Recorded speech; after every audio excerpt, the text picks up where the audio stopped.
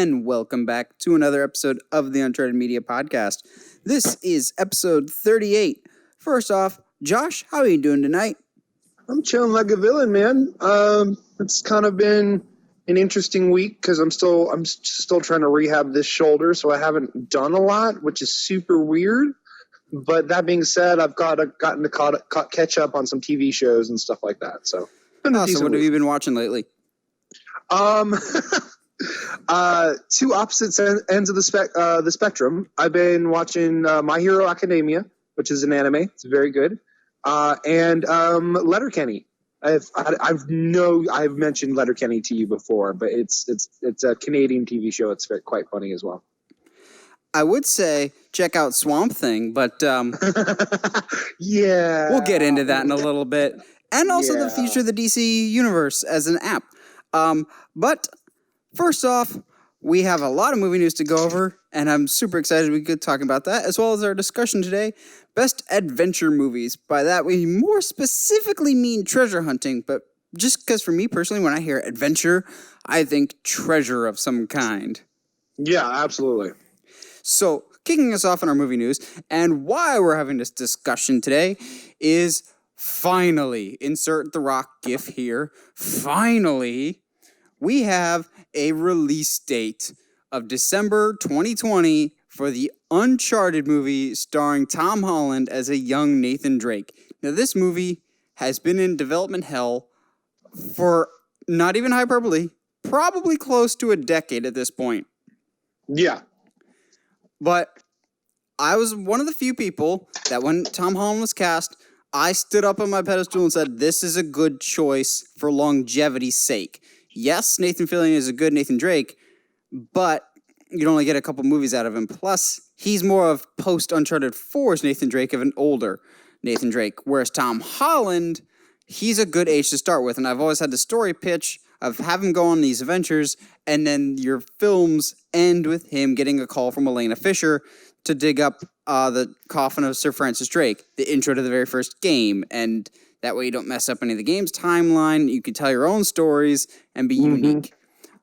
Why I have more optimism for this one than any other video game movie is, first of all, it's Uncharted show, so shut your mouth, it's going to be great.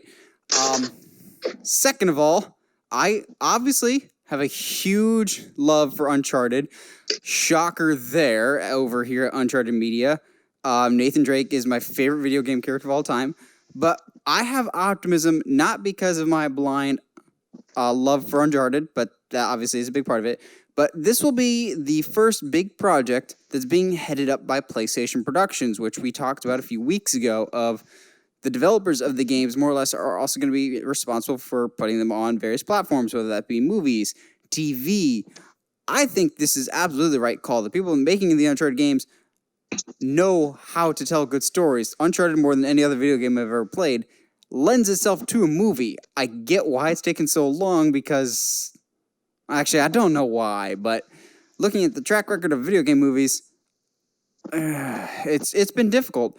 But I think Uncharted, if done right, and especially with Tom Holland as Nathan Drake, can be the one that finally breaks this streak. I would think so. I think, with the Tomb Raider movies, they have come very close.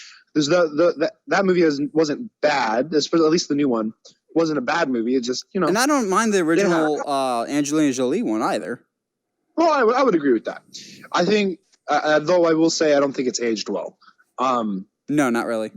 But it has been a while, and really in doing research for this episode, it has been a while since we've had like a good pure treasure hunting movie. Oh yeah, we've had some, as we'll discuss later, but they've been hidden in other genres.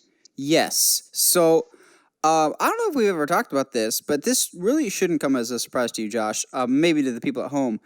One of the reasons why I love Uncharted so much is because the whole subgenre of treasure hunting or like adventure is one of, if not my all-time favorite film genre of I love treasure hunt stories, whether that I grew up reading like Treasure Island to death. I love that story. Treasure Island. Any form of like find the gold, save the girl, save the day type of thing. That's one of my favorite genres ever. So that's why I like movies that we'll talk about later, like Indiana Jones, National Treasure, The Mummy. And that's why I lash on to Uncharted so much, is because that's your stereotypical old-fashioned B-level, not in a negative way, like a B-movie type adventure thriller. It knows what it is until you get to Uncharted 4, in which case it becomes one of the best adventure stories I've ever seen. But Uncharted, I've wanted it for so long because it lends itself to a movie. And I think Tom Holland is a great choice. Especially, there's a clip of him recently on Jimmy Kimmel, and it was a comedy skit. But looking at it, I was like, just grow out a little bit of facial stubble, like 5 o'clock shadow, and you already kind of look like Nathan Drake, actually. Yeah, I would agree. I think the good thing too is in casting Tom is that he's a new, fresh face. He's an up and comer. I think the general audience, mainstream movie going audience, has seen him as Spider-Man, and that's it. So I think that he's a good choice to head this up, because he's not going to have a lot of how do you say stereotypes attached to him. Kind of like if you were, you know what I mean? Like if you were to take somebody from the Fast and Furious movies and then try to start a franchise with them. Hobbs and Shaw. Yeah, exactly. Like you would still bring all of the concepts that the audience has of that actor from those other movies into this new franchise, whether you may mean to or not. I don't think it'll be a problem, but my own reservation is I hope I don't see too much of Peter Parker or see too much of Spider-Man in his Nathan Drake. I don't think it'll be a problem. Tom Holland is a phenomenal actor, and all those people that are like, he's too young for Spider-Man. You do realize Tom Holland is 23, right? He's just baby-faced. So if he grows out some stubble, he's perfect age for a couple years before the first Uncharted, in which case Nathan Drake's probably late 20s, early 30s. He's just that right age, so it could help a lot. Yeah, and then you could have the rest of his cast. I've thought about this before. I believe I did a casting on the Uncharted movie, but that was like regular aged people. I still would love Bruce Campbell to be Sully. Fair enough. I'm not super familiar with the series, so it would definitely be something I'd have to do some research on before we... I've been binge watching all 4 of the games on YouTube. Basically, they have all the cutscenes. Go watch them. They're fantastic. I think the first game is like 2 hours in a cutscene. The next one's like 2.5. So they're like movie length, except for the 4th one, which is like 6 hours. But they are some of the best stories I've ever watched in the game. They are phenomenal. Fair enough. They're basically just... I get why people have wanted Chris Pratt. It's like Star-Lord meets the Librarian meets National Treasure, kind of. Yeah, it could work. It just, I don't know. I think people just really like Chris, and I'm not. I think he's great, but I'm not super hot on him. You know what I mean? Yeah, I don't know if I would want him as a Nathan Drake. I'm much more okay with Tom Holland. If he's a great Nathan Drake, the dude is only like 1 or 2 characters away from just like finding the key to my soul, being Spider-Man and Nathan Drake. Yeah, and once he hangs up the webs, he'll be Nightwing, and then the circle will be complete. Yeah, which that won't happen, but yes. Oh, absolutely not. But there's been plenty of other news. Besides the Uncharted thing, but the Uncharted thing kind of has been in my main periphery, naturally, on Uncharted Media Podcast. But as of this morning, well, when we record this, we have a new Frozen trailer, and I was kind of disappointed with this one, I'm not gonna lie. I wasn't disappointed. I think this piqued my interest more. Because it gave us a little bit of story. The right word. I'm sorry? I don't know if disappointed is the right word. It was just not what I was expecting. It was a lot of the same footage that we got in the first one, but also it gives like a little bit more. It was also much shorter than I was expecting. This was a very short trailer. Like I agree. As far as I think I was expecting something a little different, but at the same time, I like what they're doing. I like that it feels like they're keeping things close to the chest. One big element in particular. Yes. You know which element I'm talking about? It has to do with Elsa. I don't know. What are you thinking about? Elsa's love interest. Oh, yeah. That one I think is definitely going to play very close to the chest until the last possible minute for fear of absolutely. backlash. But at the same time, just story details in general and how powerful Elsa is, it seems like that they're keeping a lot of it close to the chest, and which I kind of appreciate. It's been a while since for a Disney movie to not like over-explain everything. I will admit, though, in contrast to last week's Onward trailer, it's so refreshing to see something that looks like its own unique style. Like, as soon as I saw it, I was like, oh, this is Frozen. The animation is so much better than Onward. Oh, dude. It looks so much better. Even though I'm not a huge fan of the first Frozen, I was like, familiarity. I'm okay with this. Mm-hmm. But it's familiarity, but it's also growth. It's kind of the Empire Strikes Back effect of, like, you know the characters, but it definitely looks like this tale is darker. I will admit, though, yes. I very much preferred the first trailer over this one. I agree. But I think there's some interesting elements that I'd never thought that a Disney animated film about a princess would give me like some intense actual questions of, wait, no, what was that? You don't get to just show me things and then not explain them. Hold on. Like the underwater deer? The underwater horse, you mean? Yeah, the underwater horse. I was like, what is that? And hinting... I'm thinking that they're kind of alluding to the fact that their parents might be alive. I think so, too. Like, we kind of guessed that from the first trailer, that she's trying to get across the ocean to see if her parents are still alive. But the rock troll, whatever they're called, he's kind of making it seem like they're keeping some things from them. Like, maybe their parents are alive. Indeed. And I'm calling the plot twist now that Anna also has powers. I wouldn't be surprised. I also think that her parents left to go find somebody to help them with Elsa, and something happened to stop them from coming back.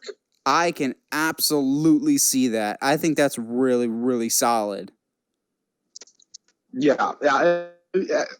Really, even the poster, a lot of the art designs for the magic has been really fascinating. Yeah, I don't know what directions they're going to go with for this Frozen, and I kind of really like that. Again, as someone that is not a fan of the original by any stretch, I'm actually finding myself getting a little excited for this one. Yeah, which is really weird. I never thought I'd say that. And as someone that's also gotten sick to death of hearing the music, primarily because of how close I am to Disney World, I will admit, both trailers so far have had phenomenal music. Oh, absolutely. Like that children's choir that's singing what I'm assuming is the new theme. Yeah. It's a good trailer. I mean, I think the only reason that this one feels like less is because the first trailer was so good. Yeah, that first trailer blew us both away. Oh, I agree. So yeah, I don't know what directions we're going to go with, but I'm excited to see what we get with this. Yeah, absolutely. And if we'll see a main villain anytime soon, if there is one. The villain is ourselves. No, that's going to be the villain for Onward, probably. Oh, gosh, stop it. Well, there's rumors of who the villain will be in this next news, but we won't find out for quite a while. Wonder Woman 1984. We're both obviously super excited for that one. We both loved the first Wonder Woman. Unfortunately, it's about a year away. And to make matters worse, this poster, we got our first official poster for Wonder Woman 1984. Sidebar, it's a great looking poster, but we'll get back to that in a second. This poster kind of came with this poster kind of came up to hide some other news. So Patty Jenkins tweeted out the first poster for Wonder Woman 1984 like, "Hey guys, look how cool this poster is. We're going to see you in exactly a year from now for Wonder Woman 1984. P.S. We're not going to be at Hall H at Comic-Con this year. But, yeah, we're going to have Wonder Woman next year. Can't wait." And then all of us fans are just going, wait, what was that about Hall H? Yeah. Which, I mean, I don't... Part of me, I think it's the part of me that's trying to be super positive and is saying that, okay, maybe that just means that they don't have anything ready that they're really confident about, and that gives me hope that they're not going to post anything unless they're super confident about something. But I don't think that's the case. Yeah, I actually see both sides. I see some positive and some negative here. I'll start with the positive. Seeing it from Warner Brothers' perspective, I can kind of see why they didn't go to Hall H, is because with each passing year, as almost blasphemous as it is to say, Comic-Con is becoming less and less relevant as a hyping tool for a movie. You can get the same amount of press from dropping your trailer on YouTube as you can from having a big, expensive presentation at Hall H and then having the trailer leaked online in a couple hours. I can kind of get from a cost perspective why Warner Brothers would do that. Okay, in the past, we've spent a lot of money getting our actors away from shooting or whatever else, more or less, just for a day, just so they can make this big announcement. I can get from a financial standpoint why they're not going to Comic-Con. This shoots down my Man of Steel 2 theory being announced at Comic-Con. However, I'm not giving up on it being announced at some point in the year. Now on the flip side, my quasi-rant, but not as much rant-filled as you might think. I think this is a really dumb choice, naturally. And here's why. You have not one, not two, but 3 DC films very far along in production. You have Wonder Woman 1984, that the whole thing is filmed and in the can. You're just editing and doing post-production. You have Joker coming out in October. We have one trailer. Granted, it was a great trailer, but that movie, I think, by now is probably done. But also, you have a third one that literally 0 people are talking about, and they probably should because it's far along in production by now, and that's Birds of Prey and the Fantabulous Emancipation of One Harley Quinn. Yes, that's a mouthful. No one is talking about that. People are either talking about the Matt Reeves Batman, hasn't started at all. Wonder Woman 1984, doesn't come out till next year. Joker, admittedly okay. Birds of Prey has been filming for a while, and we've gotten nothing. We got that very short quote-unquote teaser trailer, which gave us literally nothing. You could have had our first official picture, or have the cast come out at Hall H, or, heaven forbid, and this could just be me fan casting, Ewan McGregor pull a Loki from a couple years ago and just show up on stage in the black mask suit. Literally anything. If any movie needs press right now, it's probably Birds of Prey because it's getting lost in the shuffle. And if you want your movies to succeed, you can't just be like, okay, it's got Harley Quinn in it. See it, guys. Because look how well that worked out for Suicide Squad. I get from a financial standpoint why they're not coming. That being said, Marvel, it has more and more of a presence each year at D23, not Comic-Con. So this was your prime chance to steal some limelight away from Marvel. Again, it's not a competition. It's a friendly rivalry more than anything. But this was your chance to get a leg up on your competition for a little bit. And you're ignoring it. I'm not hitting the panic button anytime soon. I trust this new direction with Walter Hamada of Shazam was great. I'm sure all these movies are going to be great. They just don't want to rush anything that they don't have to, like they have in previous years have awkwardly Ben Affleck on stage going, yeah, I'll be Batman forever, when he knew deep down that he was going to be gone. Yeah. I think they'd much rather just not say anything than have to backtrack things later. Yeah, I agree. I think It given sucks, but I get it. Yeah, but it is a smart move. Comic-Con is not as big of a deal as it used to be, at least in my opinion. I still follow it and will watch stuff, Yeah, but honestly, there's bigger things. yeah, D23 is a much bigger event than Comic Con in terms of movie news. Star Wars Celebration, I think nowadays is a bigger deal. yeah. Well, it's not the only venue to present a mass amount of DC news of movie news. You know, if you flip that on its head and you talk about video games, like with E3 this past weekend, or past week, um, like that's the perfect event for video games because there's not a lot of places to get like good chunks of like video game information and clips and whatnot.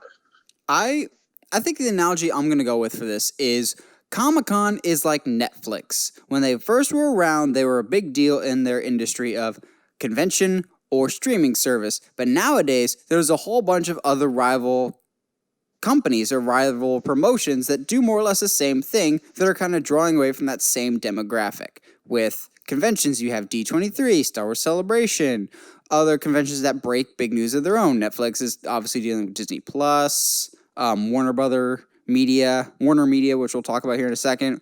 I think they're very similar in that respect of they used to be top dog, not going to be for a while. Yeah, unfortunately. Now, we have a lot of DC news actually, but more not so great news. So, Swamp Thing had its debut episode on the DC streaming service, and that's about all we're going to get because it got canceled after one episode. Now, call me a fanboy, I'm taking DC's side on this, not Swamp Thing's, and here's why. So, Swamp Thing was filming, I should know this, but they were filming in a state, whether it was Atlanta or South Carolina. Yeah. One of the states that they're expected to get about half their budget would be covered by a tax break. So they thought about $45 million would be reimbursed for them, more or less through local state sales tax type of thing. So they're like, okay, we have the budget figured out, whatever.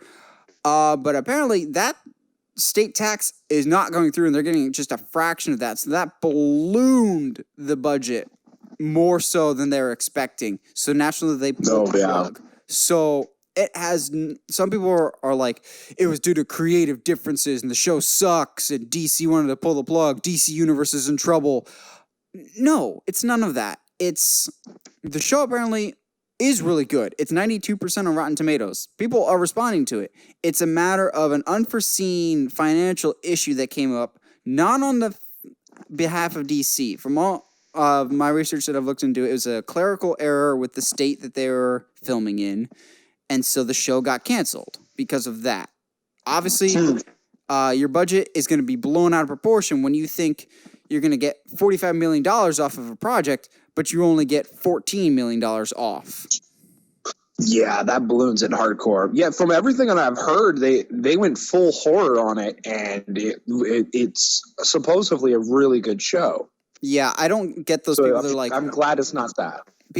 Some people were obviously that don't subscribe to DC Universe were like, Warner Brothers didn't like it because it was too dark and they wanted more family friendly. I'm like, literally nothing about DC Universe is family friendly. It's all dark stuff. It's all mature audience stuff. Watch one episode of Doom Patrol and you'll know. Or one episode of Titans. Clearly, dude, they're both fantastic, but they're not kid shows. They're for the hardcore comic book, young adult, teenager audience. They really are, and they're for people that are willing to be told new stories. Mm-hmm. So yeah, anyway. Swamp Thing being canceled because it's too dark, that's something you don't buy right off the bat. Because no, not at all. If Robin's allowed to say F Batman, then I think we're allowed to show Swamp Thing killing some fools in the bayou. I agree. That being said, I will be amazed if the DC Universe as an app and a streaming service is still alive by the end of the year. Yeah, because I think you and I have been talking about it. Because is it Warner Bros? Is it Warner Bros? Has been Yes. like So Warner Brothers is planning on going to launching combine something it. called Warner Media, I think is what the app is called, and it's going to be their answer to Disney Plus. So it's going to include anything Warner Brothers. I think they said HBO and Stars would also be included. It'll be like $16 a month. That's not bad, actually. Wow. Yeah, for including HBO and Stars, that's decent. And also the immense library that Warner Brothers has. This is not a feature that I'm sure will be highly requested, but I'm asking it. If DC Universe gets sucked into the Warner Media app, essentially, just making it continue, I would imagine that the shows will continue, like Young Justice, Outsiders, Titans, whatever else. Everyone's like, it's going to get canceled. I'm like, no, it'll probably just get enveloped into this app, and they'll just keep continuing on there. Yeah. The one thing I'm not sure if it'll continue or not, but I want it to, is the tens of thousands of comics that are available on DC Universe. Yes. I have been really enjoying that, of being able to just download a whole series of comics right on my tablet or my phone and just reading it. Like, before the movie came out, I was binging the Batman meets the Ninja Turtles comics. Those are phenomenal.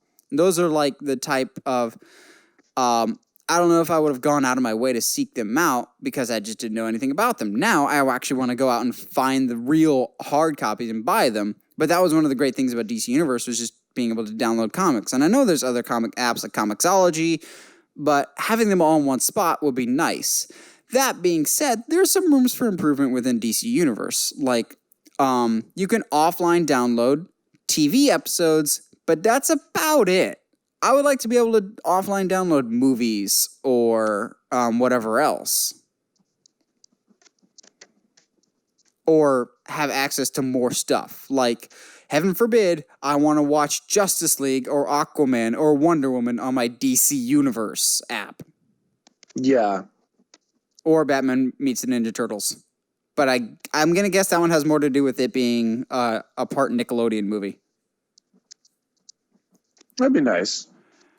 But at the end of the day, I think what I'm enjoying right now is that these large companies that basically own everything anyway are going, you know what? Maybe we shouldn't have we shouldn't make it so that our audiences have to subscribe to like 6 or 7 different streaming services.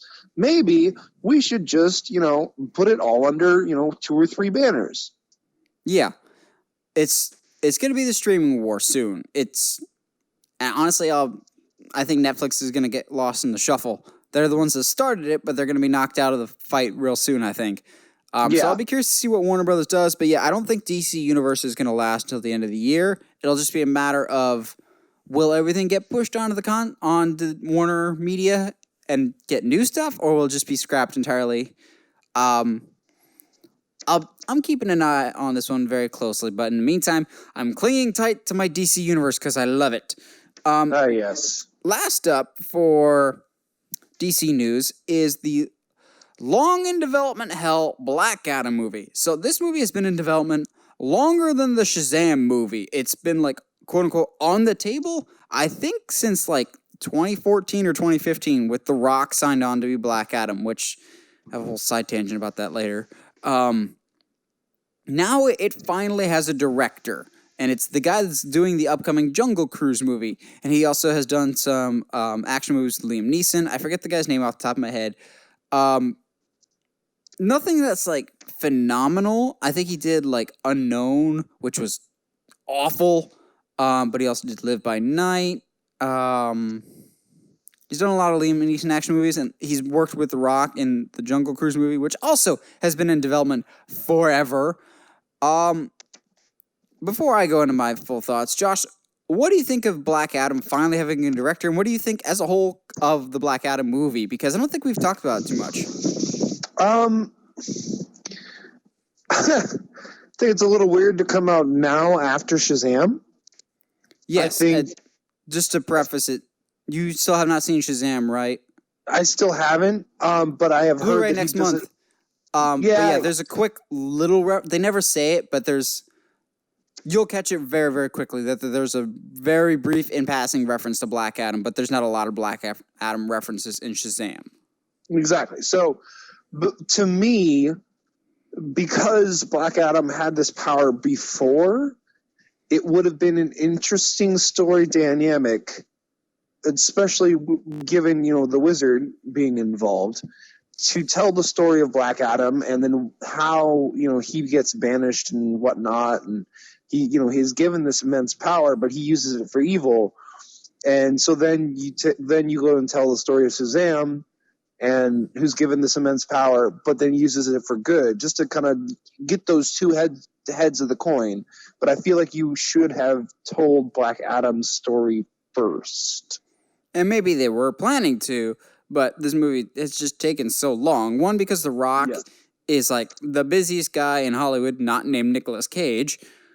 But also just DC is just in a constant state of flux of what they're actually doing.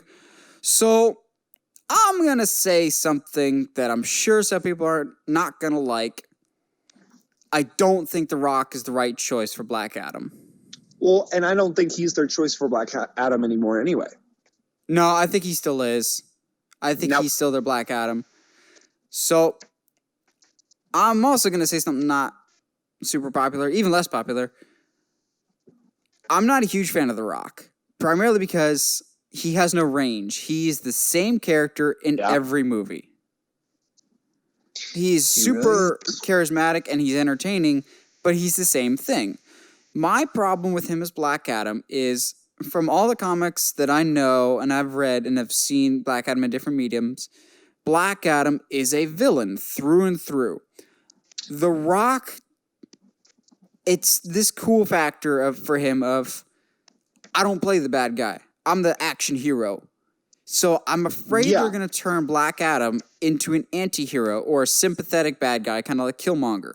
That's not the Black Adam I know. The Rock's always the hero because he's The Rock. And it works for him. It makes him a lot of money. But that's not Black Adam. Yeah, don't turn him into something he's not. And they're thinking about it because The Rock sells tickets. And people are more inclined to see Rock as a good guy than see Zachary Levi fight against The Rock. Because if they're going head-to-head, I'm sorry, I'm rooting for Zachary Levi, but the general population is probably rooting for The Rock. Yeah. Unless they're going to do something, Rock's going to do something that he's never done before and actually pull off a villain role. Well, he was a villain in Doom, but we don't talk about that. Exactly. But like that, at this point, like, you guys, it's been long enough from that casting announcement that make him a bad guy. Well, yeah, I'm sure not a lot of people would have too many questions if all of a sudden it wasn't The Rock. Yeah, but The Rock, to his credit, has been championing this movie for a while. He stood by it. The only person that has championed a movie harder, I think, is Channing Tatum for Gambit, but now that's officially dead. So I think either way we're getting The Rock as Black Adam. It's just, for me personally, I'm afraid they're just going to turn him into an anti-hero, and he's just going to rock it up. And just every character he plays, minus him and Jumanji, is more or less just The Rock. It's never a character. I can never think of any of The Rock's characters' names. It's always just The Rock playing The Rock. Yeah. No, I agree. And he does it well, but in some movies it works really well for the story as well. Yeah, Hobbs and Shaw looks great. Or even like Central Intelligence, he does a good job in that one as well. But again, it's just him playing his character. Oh, he has played a bad guy once, but again, it's still The Rock playing The Rock. Get smart. Oh yeah, but it's still The Rock playing The Rock. He's. I don't know. I just still have a hard time. Visually, I can see him as Black Adam, but from a performance standpoint, still not sold on it. Yeah, I agree. I think there's could potentially be better choices. Yeah, we'll see. That'll about do it for DC. Now for the most obvious news of the day. Jason Blum of Blumhouse wants a Halloween sequel. And in other news, water is wet. Yeah, because why not, right? So yeah, Jason scary Blum. movies sell tickets. Yeah. Well, also the Blumhouse Halloween was made for like 10 or $20 million and grossed like 200. So naturally they want to make a sequel. Money. So Jason Blum, a few days ago, tweeted out a picture of him meeting with Jamie Lee Curtis, where he gave her like an original Laurie Strode, like standing figure. And he just tweeted discussing some stuff.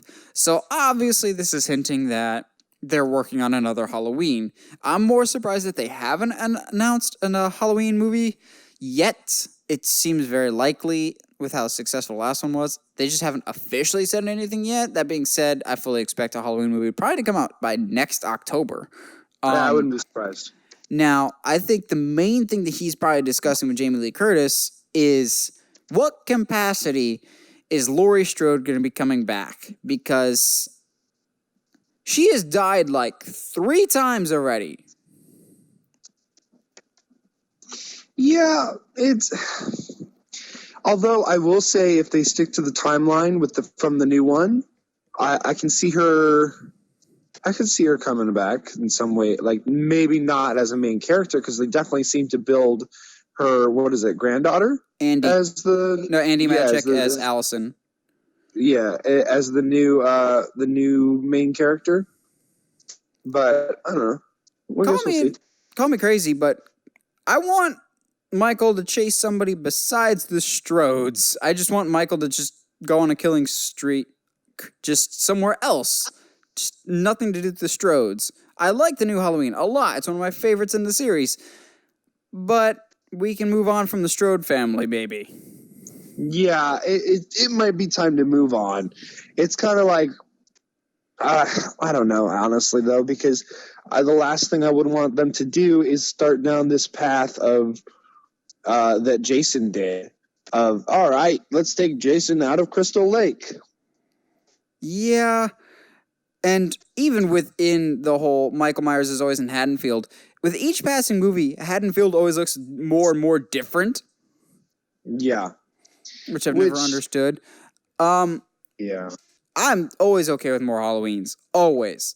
Totally fine with me. The question is just how much Jamie Lee Curtis are we going to get? And I don't know how much she wants to do, because she was very reluctant to come back for H2O, understandably. Even more reluctant to come back for Halloween Resurrection. The only reason she did is because she was legally binded to. She was hesitant to come back for this most recent Halloween, but she did, and she was great. So I think if the story's right, then she will come back. It's just a matter of how much, and will she want to kill off her character again? Yeah. Because if she has to die for a 3rd time... They just have to do it in a memorable way. Jeez, I can't talk. I'm sorry. Oh, you mean like dying off screen in a car accident, or being stabbed and then falling off a hospital? Yeah. Into some bushes in the first 5 minutes of a movie? Look, man, that's not memorable. This is Laurie, bro. You need to, if she's gonna go out, she needs to go out, bro. Yeah, maybe they'll turn her into the new Loomis. She was already kind of the new Loomis in the first Halloween, but maybe go all out with that. It's just a matter of, again, Jamie Lee Curtis kind of selective on her projects, so I'll be curious to see what kind of involvement she has. Also, who they will get to direct it, because I don't think it'll be David Gordon Green. I think he'll be going on to other projects. But when the first one was coming out, the writer of the film, Danny McBride, which is still weird for me to say, talked about how they already had pitched sequel ideas. So I think they know where the story's going to go. It's just a matter of how much is Laurie going to be involved with it. Yeah, it's going to depend on who else is involved as well. Yeah. Well, also in the world of horror, we have another film that has been in development, or feels like forever, with The Conjuring 3. Now, there's some good news and some bad news with this. So, The Conjuring 3 is now filming. Great news. James Wan is not directing. bad news. Yeah. Because whenever James Wan doesn't direct one of the movies that he does, like one of the films in his universe, bad things happen. And you want some worse news, if I remember right, the director of Conjuring 3 is going to be the same guy that did The Nun. Oh, zippity doo dah. Yeah. But that being said, I'm willing to give it a chance because I like the Conjuring movies. I like the first one significantly more than the second one. I was kind of disappointed with the second one, primarily just because it was way too long, especially in the middle. But I like the world that the Conjuring has set up. I was disappointed with The Nun, but both The Conjuring and Insidious, I like the worlds that they've set up. I like those movies, so I'm always down for more. It just feels like we've been waiting on Conjuring 3 for a lot longer than it probably has been. So it's just nice to see some form of development on it. Yeah, I agree. I don't know if we need another one, but I'll accept it. If maybe this will be the Nun guy's Nun director's second chance, because the Nun was not good at all. And maybe that's why I'm looking forward to Conjuring 3, of like going just back to the Warrens again and not the stank that was the Nun. Just get back to kind of more familiar territory with Patrick Wilson and Vera Farmiga. Also, I know I've said this before, but in The Nun, Vera Farmiga's real life sister plays the sister at the monastery, yet she's not related to Vera Farmiga's character at all in the movie. Yet they look exactly alike. That still to this day blows my mind and confuses me. Somebody screwed up in the casting department. Yeah, like you have people that look like sisters because they are, but they're not related at all in the movie universe. Yeah. I would be very curious to see where we go for Conjuring 3. Maybe this time we go with the Crooked Man. I think I heard that might be the direction that they go. Maybe. I think isn't he getting his own movie? Yeah, I thought he was too. But that being said, the Nun was the villain of Conjuring 2, and she got her own movie. That's fair. Fair. It's only fair. And the Crooked Man was actually kind of terrifying. Yeah, I thought the Crooked Man was scarier than the Nun. The Nun just doesn't do it for me. But yes, no, I do believe you're right. We're getting a Crooked Man movie as well. Which I'll give credit where credit's due. These movies have naturally spawned off sequels. Like, there are times that they kind of feel like they're shoehorned in of like, oh, you're just here to clearly set up a sequel. But by and large, they've done a pretty good job of making you feel like I'm in this world. Yeah, absolutely. And like that's the thing too, is like it's not like the Nun was shoehorned into movies before her own movie. Like she was a natural part of the story that was in the world that was progressing. The same thing with the Crooked Man, is that a demon took that form in order to scare the kids. Like it makes sense. Mm-hmm. And same thing with Annabelle, of like you have the whole room that they keep everything, and then you have your spin-offs for that. Granted, Annabelle was terrible. The second one was a lot better. My expectations are pretty low for the third one, but it is nice to see the third Annabelle getting an R rating. That should help it. I hope that how do I say this? Because I think the one thing I felt like the other two Annabelles didn't do was it felt like they didn't want to go far enough. I guess. Yeah. I mean, the second one is definitely better. It was definitely a step in the right direction. So maybe that's the direction we're going to go again, and it's just going to go even further.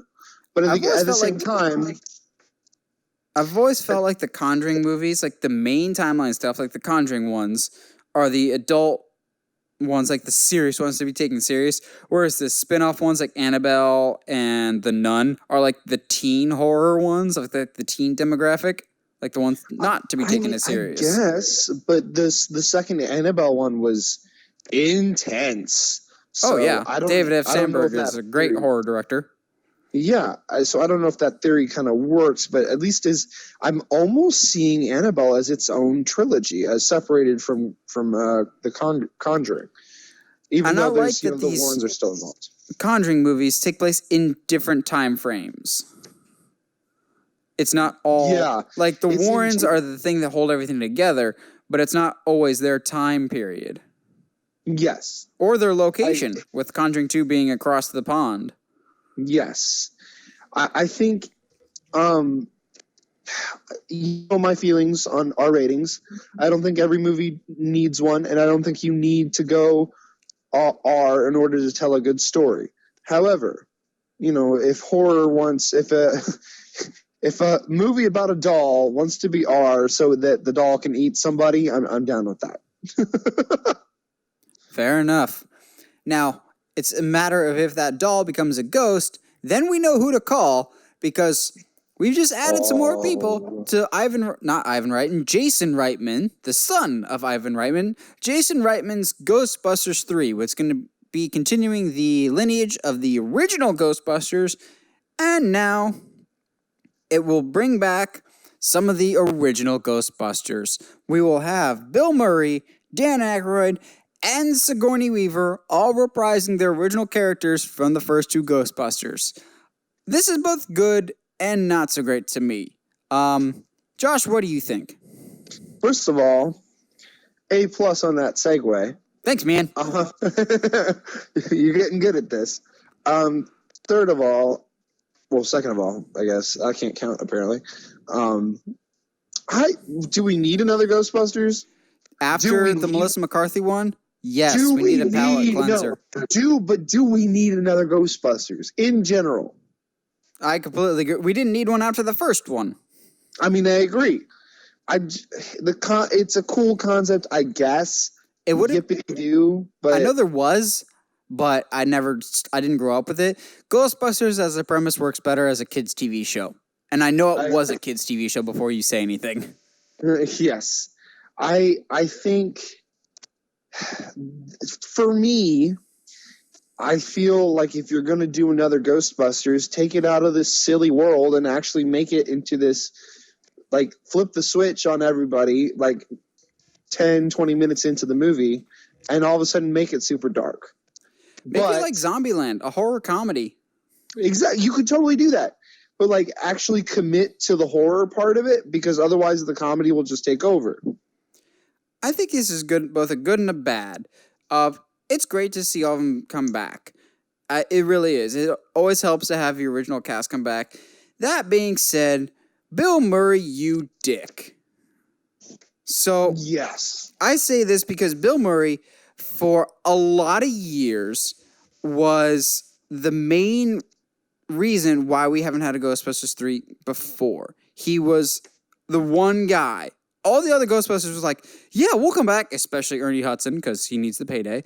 But Bill Murray especially was like, nope, not going to come back. Not going to do it. Doesn't sound interesting to me. I'm too busy doing other stuff. And then Harold Ramis dies, who was the other Ghostbuster. He was the guy that was very much responsible for the first one.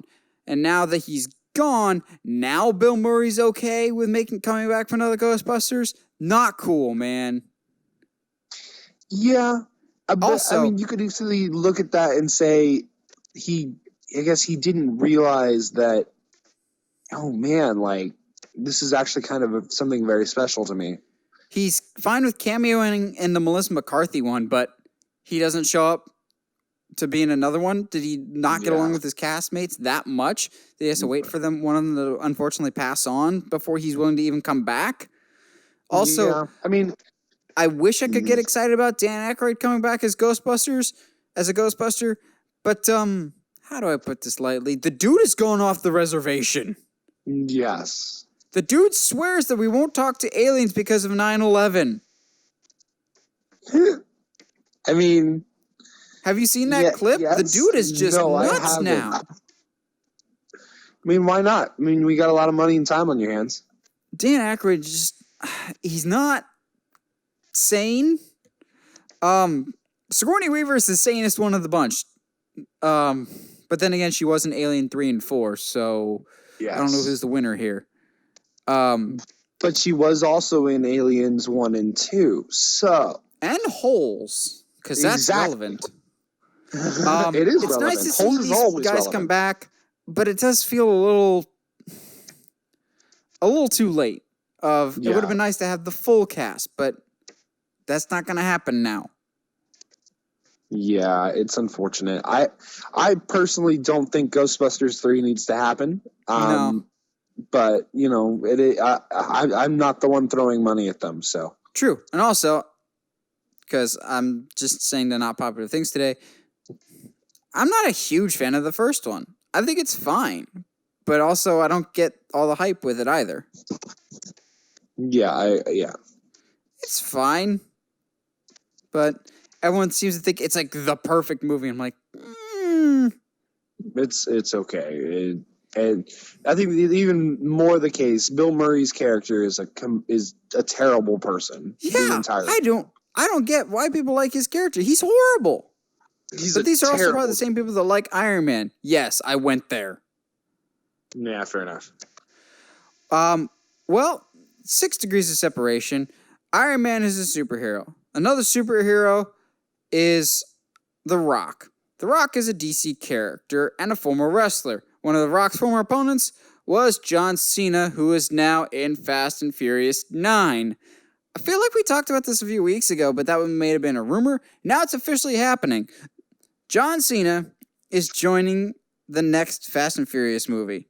And fine with me. I think it's funny that it's taken him this long, considering how much of a car junkie he is. Yeah, I agree. Also, how's your back? Because that was a stretch. Hey, man. Jeez. Yeah, I couldn't think of anything off the fly, so. Jeez. You can't see that transition. But no, yeah, I'm surprised it's taken him this long. Honestly, I'm surprised that the Rock was in the series first. Like, I don't understand how John. Because The Rock left for Hollywood first. Well, fair enough, but John is. These are the kinds of movies he should be in. Let's be real here. Which means he's going to be one of two things because that's just a John Cena role. He's either going to be a government agent, like he was in Bumblebee, or the Doctor of Thugonomics. I'm really hoping it's the second one. If Thugonomics shows up in Fast and Furious, that's it, man. I can die. I think that's all I needed. And he gives an AA to Ludacris onto a car. Oh, or through a table, one of those two. Just onto the hood of a car. Yes, please. But yeah, I think Cena will fit just fine in Fast and Furious 9. It's only a matter of time, though, before him and Rock square off. You just know it. Oh, dude. And if anything, honestly, have The Rock and John team up. Yeah, because I don't think Cena will be a villain. And also, there's rumors that The Rock may have his hands full for a little bit with Hobbs and Shaw. There's a rumored bigger plan, which I'm going, oh, please. Okay. What? Like, what kind of bigger plan? Rumor. Okay. Spoiler alert for Hobbs and Shaw, potentially. This is just a rumor that I've heard. The rumor right now is that there will be an end credits at Hobbs and Shaw with the bigger villain setting up the sequel, the bigger villain being Keanu Reeves. Oh, okay. Dude, I don't even care at this point. Keanu can do no wrong. This is his year. Yeah, which I'm just like, please let that be true. So, if that happens, I'm so down for Rock versus Keanu. So I think Rock's going to have his hands full for a little bit. But Rock teaming up with Cena, that could be cool. Seeing Rock, Cena, and Statham all together, that could be a lot of fun. Well, that would, oh my goodness. Just the chemistry, the banter, just everything would be, oh man. Now I really want this. And I'm not a huge Fast and Furious person, but Cena, I think, is just the right fit for this. Yeah, Jeez, man. Just again, can he AA Ludacris? Well, yes, absolutely. We got Rock to do a rock bottom, so why not? Exactly. So I think that'll about do it for the news. Josh, you got a sponsor for us this week? Yeah. Today's sponsor is Sriracha, because I put that crap on everything. Alrighty then. So, as I said earlier, one of my favorite subgenres that I really wish we had more of in the world is the adventure, the treasure hunting, the quest for gold. Honorable mention The Road to El Dorado, but not really a treasure hunting movie to me. I love the swashbuckling hero, your Indiana Jones, your Nathan Drake. So in honor of the upcoming Uncharted movie, we thought we'd take a look at the best treasure hunting movies, the best adventure movies that we get the most thrill out of. And Josh and I were talking about before we started recording, we didn't think we'd actually have that many. We're just like, all right, Indiana Jones, National Treasure, what else? And then we were looking at our selection just going, oh yeah, and then there's that, and then there's that, and then there's that. Yeah. I'm kind of like, and there was a couple times I was like, oh, I feel really bad for that movie that I forgot about it. Yeah, there's a couple of them that I had on my long list, and I was like, oh, yeah, how did I forget about that one? But I think the conversation has to begin and end with the big one, the most obvious one, the Indiana Jones movies. Yeah, I agree. Movies that were never intended to be anything special, but ended up being the most special. They really are. I mean, they are just Han Solo's adventures while he's asleep in carbonite, but we won't talk about that. Do you have a favorite one? See, still to this day, I flip-flop between Raiders and Last Crusade. It's Raiders all the way for me. See, I think Raiders is more classic Indiana Jones swashbuckling adventure, but Last Crusade is more fun. Fair enough. Like, I love his chemistry with Sean Connery as his dad, even though there's only like a 5-year age gap between them. Yeah, and how did you feel about Crystal Skull? It's not bad until we start getting to the aliens stuff. Yeah. And I'll say the unpopular opinion, Shia LaBeouf was not the wrong choice. He could have kept the franchise going. I actually liked Mutt as a character. I didn't mind him at all. They do some things with him that are stupid, like having him swing on the vines and randomly sword fighting, but as a character, I don't mind Mutt, actually. They could do a lot worse, and had the movie not been terrible, they could have handed the reins to him as a character. Oh, totally. I totally agree. They tried to, I think the detriment to him was they tried to make him like Indy, and that was clearly not who he was. There's a couple scenes with him that are really good. When they first meet each other in the diner, there's that little exchange of like he steals somebody's milkshake and then without saying a word, Indy like grabs and puts it back on the waitress's tray. Like little interactions like that really worked. No, yeah, totally. And like the knife to the gunfight line is hilarious. And I think about that scene quite often because it cracks me up.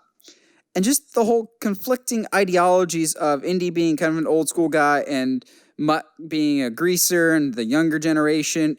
I like that dynamic. The rest of the movie was just kind of eh. I really don't think it's awful, but it's not nearly up to par with the other movies. I'll also say, if given the option of Temple of Doom or Kingdom of the Crystal Skull, I might lean a little bit more towards Crystal Skull, actually. I agree. I think there's, for some reason, I know several people that love the Temple of Doom. I don't. I don't. I can't get behind it. I think it's pretty lame. It's the one Indiana Jones movie that I won't show Heather just because it's Indiana Jones. You can have moments of darkness, but Temple of Doom is too dark with the whole child slavery and child torture. It was just a step too far. Of like, It there's some really parts was. that I like of like seeing a guy's heart get ripped out and he gets set on fire as a sacrifice. That's cool. Seeing kids getting abused and seeing people get fed to alligators. Also, seeing Yeah. snakes get cut open and little snakes coming out just.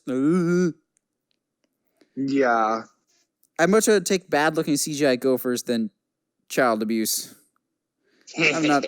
Temple of Doom Puppet is just. I beavers. don't like. Was that? I'm sorry. Was that a Zombievers reference? No. Oh, that's what I took it as. I'm sorry. What is Zombievers?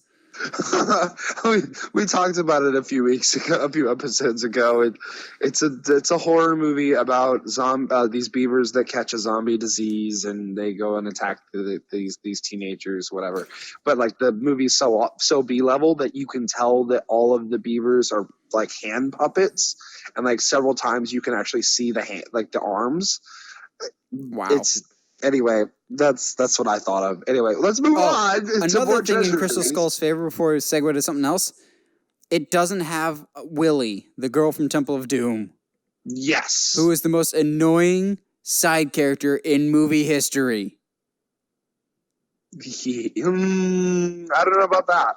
That might be. She was literally there only in the movie because Steven Spielberg had a crush on her, and then he ended up marrying her. No, fair. But, she was awful. And then he was great in other things, but in fact, the movie we'll talk about next. The kid that played Short Round, I wanted to like him, but he was just so annoying. He was better in The Goonies. Yeah, which I'm really disappointed in us that both of us forgot about that movie, like when we were first making our list. Yeah, I was like, I just Googled best treasure hunting movies, The Goonies. Oh, yeah, that's about treasure, isn't it? One-Eyed Willie. It's one of the best movies ever made. Well, okay. Like, I'm really mad at myself. Oh, I was so mad. I can't tell you how mad I was at myself. Oh, there's one that we'll get to later that I was really mad that I almost forgot about. But The Goonies, I watched it when I was a kid.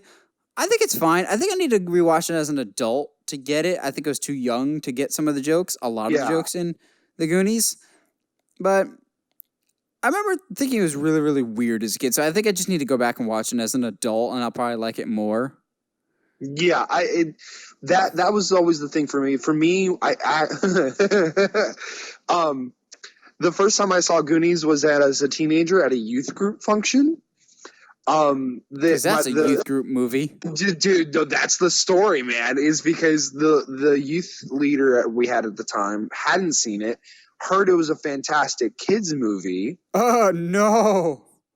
And was like, hey, let's get all the teens together and have a movie night. And, all the parents were let's watch the unedited version of The Sandlot as a good kids movie. Exactly. So, like, she puts it on, and they start talking, and I just see, like, her, and she's like, I forget where she, like, is from originally, but she's, like, dark-skinned, but I don't think I have ever seen her go so white as in, like, the first, like, movie. 20 minutes.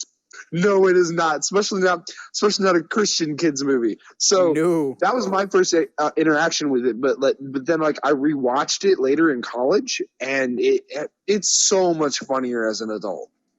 I think I need to just go back and rewatch it. It's always in the $5 bin at Walmart. I'll tell you, if I see it again, I'll pick it up and we'll watch it. That being said, now that I'm on the hunt for it, I'll never see it again.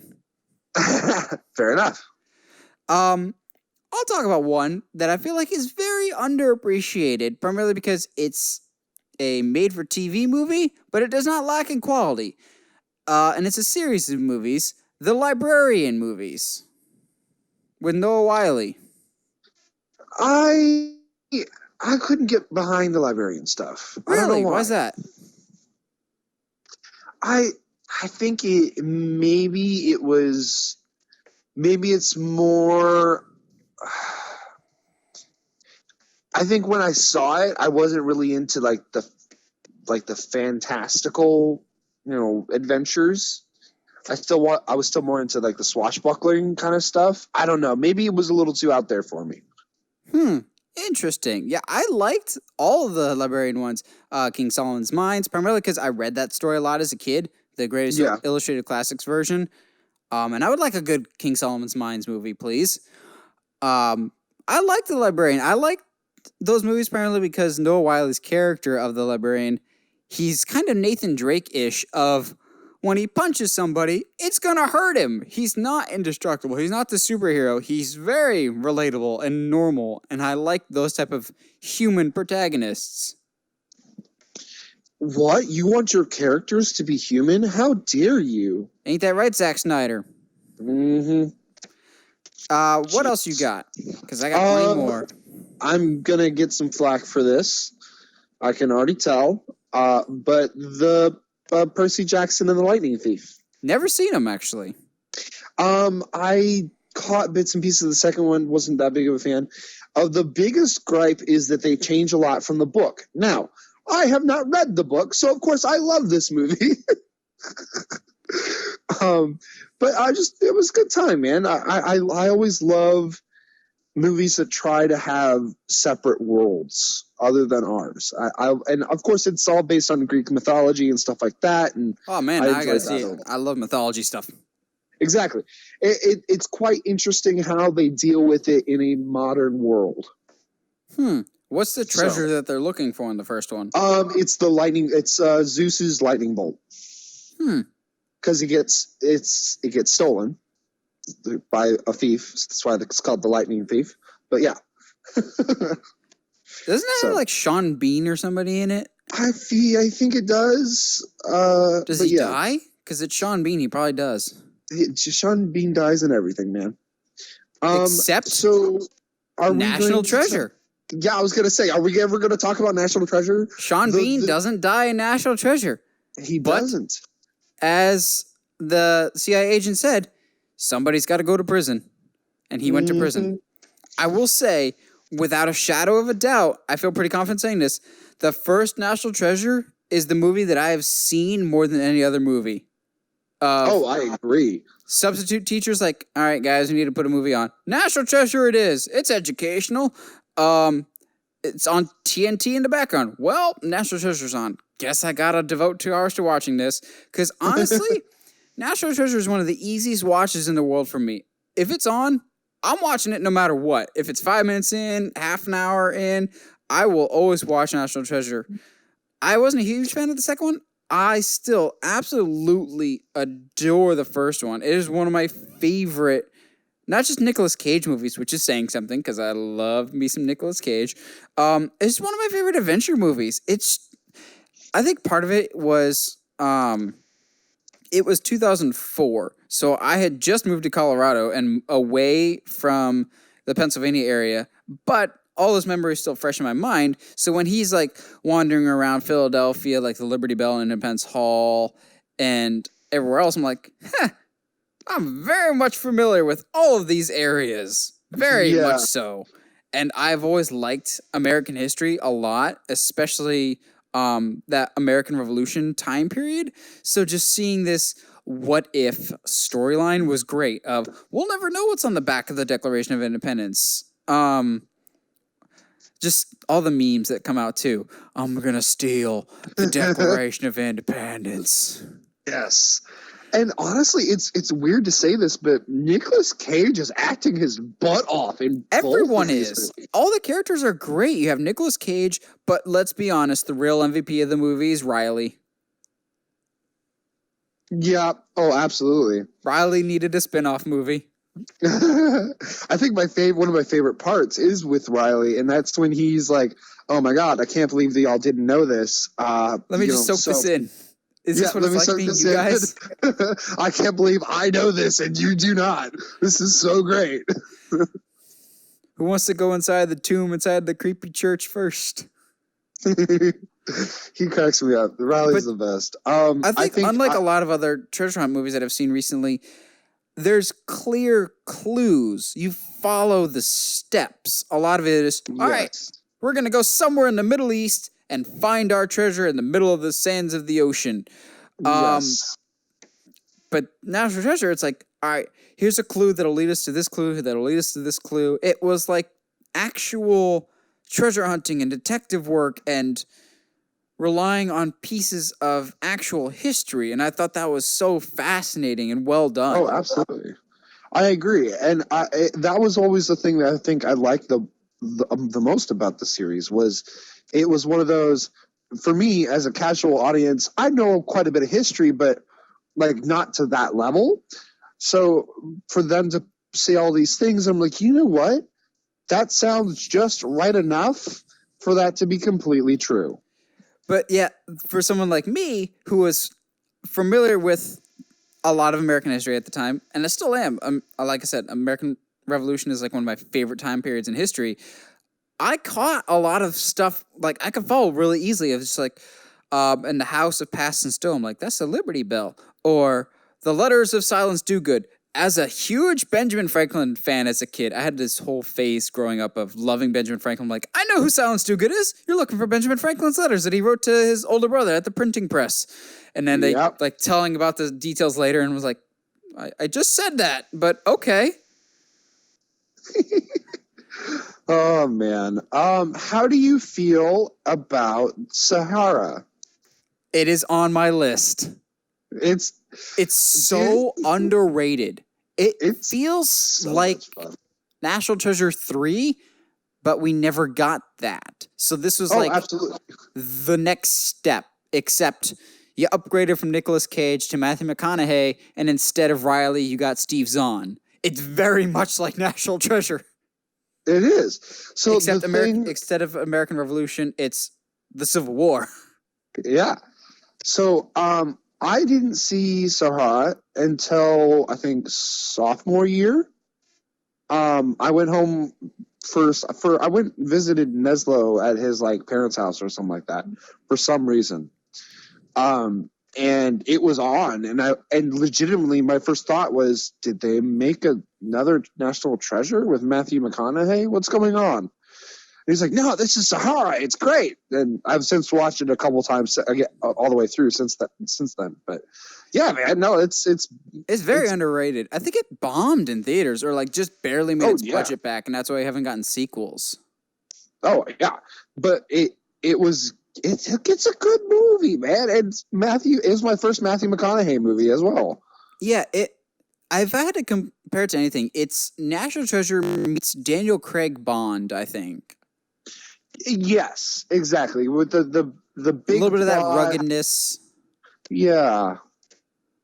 But great cast. Steve Zahn, great as the witty sidekick. I always forget William H. Macy's in it. Yeah. There's a lot of really good actors in it. Penelope Cruz is in it. Penelope Cruz. Anyway, speaking of a lot of a movie that, made some bigger names, do you want to talk about Pirates and the Curse of the Black Pearl? I'll talk about two of the Pirates movies, actually, because I'm in the minority. But yeah, the first Pirates, obviously still the best. It's the go-to Pirates movie of, I don't know, just when I hear Pirates now and swashbuckling adventure, I immediately think of Pirates of the Caribbean, especially that first one. Here's my unpopular opinion, though. I really enjoy the crap out of the fourth one, too. Which one's the fourth one? On Stranger Tides, I think. The one with the mermaids. Okay, I don't think I've seen that one. Yeah, I didn't mind the fourth one. I know some people weren't super high on it, but the first one's obviously still the best. I think the first one was so good because we didn't expect it to be good. It's a movie based off of a theme park ride. Yes. Because we saw how well that worked out for Country Bears. Well, obviously. Bears. But I honestly like 2 and 3. I enjoy this. I'm not a fan of 3. Too long. But I will say 2 is fine. Yeah, it's a good time, man. I don't know. I think given that, it would have been really easy to do a Pirates movie that is just dark and, ho-hum and whatnot. For Disney at the time to do a pirate, just a period piece almost. this is Pirates of the Caribbean, believe it or not, is a huge part of Disney history because it was Disney's first PG-13 movie It was. for 2003, I believe. Like there was other ones that were affiliates, like Touchstar movies, but this was like Disney's first out and out PG-13 movie. That was a big deal. Now it's commonplace. Yeah. I have two other Pirates-related movies. Both of them I feel like are supremely underrated. One of them is a serious pick, and one of them is more of a comedic pick, but I love them both. One, obviously, Treasure Planet. That's the one that I talked about earlier of, I can't believe I almost forgot about this one. Treasure Planet is a masterpiece. Treasure Planet does not get the recognition that it deserves. Treasure Planet is fantastic. Yeah, I agree. It's up there. So when Disney came out with like, hey, we're going to start making live action movies of all of our old classics. The two that I've heard people cry for the most, and I don't know if they'll ever do, is Atlantis and Treasure Planet. Yes, those are the two top of my list. It'll never happen, but Treasure Planet, I love the story of Treasure Island, which I'll talk more about here in a second. I love the story of Treasure Island, but I love the spin that they did for Treasure Planet. It was just the swashbuckling adventure, but with a galactic twist to it, and it just really, really worked. I'm making Long John a cyborg. It was just a lot of fun, and Treasure Planet was so well done. Also, Treasure Planet has the single greatest song in any Disney movie with I'm Still Here by the Goo Goo Dolls. Oh, it's so good. And like, I bump that so hard sometimes. Like if I'm having a rough day and, on my way home from work, and I'm just like, I'll pop that song on, and I'm just like, within not even 30 seconds, I'm singing along. It's just so good. It's supremely underappreciated. The whole movie is gorgeous visuals. Now my kind of more goofy and out of left field pick, but still in the realm of Treasure Island. If you're a 90s kid, you grew up with this movie, Muppet Treasure Island with Tim Curry. I adore this movie, and unashamedly, this is my favorite of the Muppet movies by far. So, when people ask, you can always tell a lot about a person by the movie that they know Tim Curry from. I always say Muppet Treasure Island before anything else. Agreed. He is a perfect Long John, and I love the fact, as an adult, knowing that he was in like Rocky Horror Picture Show and other musicals, and he only gets one song to sing, and he actually points it out in Professional Pirate when he's like, "Upstage, lads, this is my only number." I love that movie so much. There's a lot of jokes that I just didn't get as a kid that I love even more as an adult. Like I go back to, again, Professional Pirate when they're just like, I could have been a lawyer, but I had too much heart. I could have been in politics because I've always been a big spender. And I'm like, even for the 90s, that's a great joke. Or like, they're doing attendance and it's like, dead Tom. No one answers. It's just like, it's because dead Tom's dead. Oh, okay. Makes sense. But still, through it all, they managed to adapt the story of Treasure Island incredibly well, which is what I look at for both Treasure Island and Treasure Planet. I love the story, so it's a matter how do they adapt it. They tell the jokes really, really well. They don't lose that Muppets charm, but they still manage to tell a good story for Muppet Treasure Island, which the best Muppet movies still latch onto the story, but still tell that story in a good way. It's funny and it's entertaining, but also look at the scenes with Jim Hawkins and Long John. They're still emotionally powerful. Well, Tim and Curry that's balances it really well of being the evil, conniving villain, but also the villain with heart. Exactly. And that was always the thing for me about Treasure Planet was, when you first meet Long John, you feel his evilness and you're like, nah, I don't trust this guy at all. And then by the end of the movie, you want Hawkins and Long John to like go on adventures together. Yeah, he doesn't do a full face turn, but kind of. Now, Josh, do you have any others? Because I'm down to my last 3. I have 2. Yeah, I got 2 more. I think I know which ones your last 2 one are. of them. Before we get to that, throw it out there real quick. Since we're getting an Uncharted movie, fair to talk about Tomb Raider. Yeah, why not? I mean, they're not terrible movies. I lean a little bit more towards the Angelina Jolie ones because they go all out with their craziness. But that is fair. The Alicia Vikander one's fine too. It is, and Tomb Raider's still to this day the best video game to movie adaptation. What? Prince of Persia. I will die on my sword for Prince of Persia. I love that movie. I'm going to agree to disagree there, bub. Whatever, man. I don't care that when Ben Kingsley's character dies at the end, you can see him holding this weapon in his hand, but I don't care. That always bothered me. When he gets stabbed, he's laying on the ground and he's literally holding the sword in him. Yeah. Yep. No, trust me. I mean, don't get me wrong. I love the Prince of Persia movie. But as something that probably stays truer to its core, Lara Croft and Tomb Raider movies do that. Fair enough. What other ones do you have?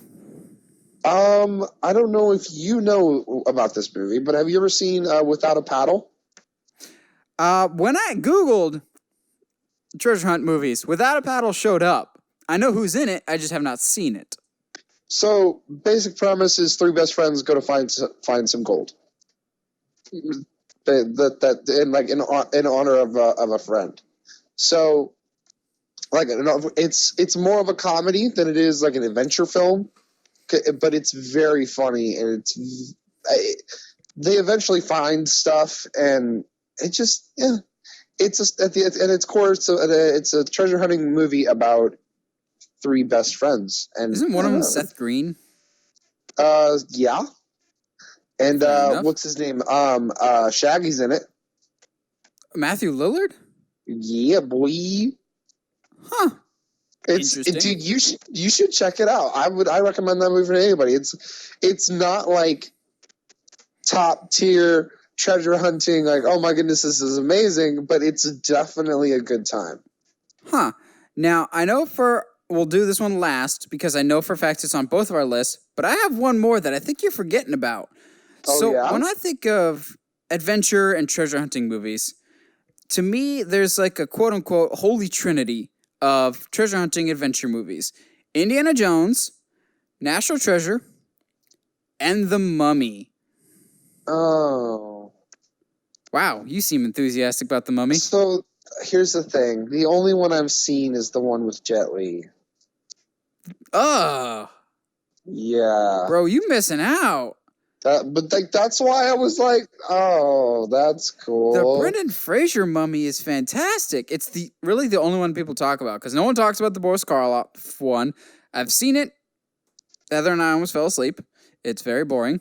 The Tom Cruise one is one of the worst movies I've ever seen. It's so bad. But the Brendan Fraser one is what I think of when I think of a fun, swashbuckling treasure hunt movie. It's got the heroic lead character, Brendan Fraser, the damsel in distress that ends up being a huge contributing factor and a great help with Rachel Weisz's character, her annoying brother Jonathan, the great evil of Imhotep, the great treasure. It's very much a throwback in the style of Indiana Jones, just a ton of fun. And unfortunately, the sequels would derail that, and including the Jet Li one, which I was about to say, how is that the only one that you've seen? But then again, I just said Jet Li, so that answers my own question. Yeah. But the movie that's on both of our lists that I actually feel like when I describe this movie to people that have not seen it, I just tell them it's The Mummy underwater. And that is Aquaman. When I'm describing Aquaman to people, it feels like The Mummy in terms of charming main character, great supporting characters on the mission to find an artifact and it's more or less just a fun action adventure old school story. Aquaman is my favorite of the DC movie so far, and it's probably because of that whole treasure hunting vibe. Well, and that's the thing too, is we weren't. I think if you were going to do an Aquaman movie, we didn't think it like, oh hey, let's do a treasure hunting movie, and it just made more sense than I think we realized it would. Yeah, that's definitely not the story I would have pitched for an Aquaman. That being said, I wouldn't have it any other way. I have said numerous times this episode, I need more adventure treasure hunting movies in my life. So Uncharted, please do well and spawn 6 to 7 sequels, please. But Aquaman really met that quota for me of just fun, adventure. Let's find the trident and pee on holograms. Exactly. Like, it's just fun. And had great, memorable villains with Ocean Master and Manta, a great, charismatic protagonist that appealed to all generations, just a ton of fun. And you can argue that it's not a treasure hunt adventure movie, but come on, it totally is. Also, it totally is one of the most gorgeous movies on this list. Oh, I agree. Like, watching it on like a little smartphone or laptop doesn't do it justice. Find it on the biggest screen possible. Now, going forward, there are some things that I still would like to see in a treasure hunt movie of like On the Hunt for Excalibur. I think I did an Indiana Jones video that basically pitched some ideas of what I'd like to see in the next Indiana Jones. This could also apply to an Uncharted of find the sword of Excalibur that lets you rule all of England or as a weapon or something. Pandora's Box could be a lot of fun. Atlantis could be a lot of fun. Just, I listen to a lot of different podcasts, and one of them is like unexplained mysteries of the world or things that we don't know or haven't been discovered. Just tap into that for more. I like the mysteries and the unknowns of the world, and I love treasure hunting. So combine those. Just give us more treasure hunt movies, please. That's all I ask. I agree. Well, what are your guys' favorite treasure hunt and adventure movies? Let us know in the comments below. We always like hearing from you guys. And as always, if you like what you hear and you want to hear more, subscribe to us on whatever audio platform you're listening to us on, whether that's Google Play, iTunes, Google Podcasts, or Spotify. And as always, subscribe to us on the main YouTube channel at youtube.com/unchartedmedia. And as always, stay sharp, movie guys and gals.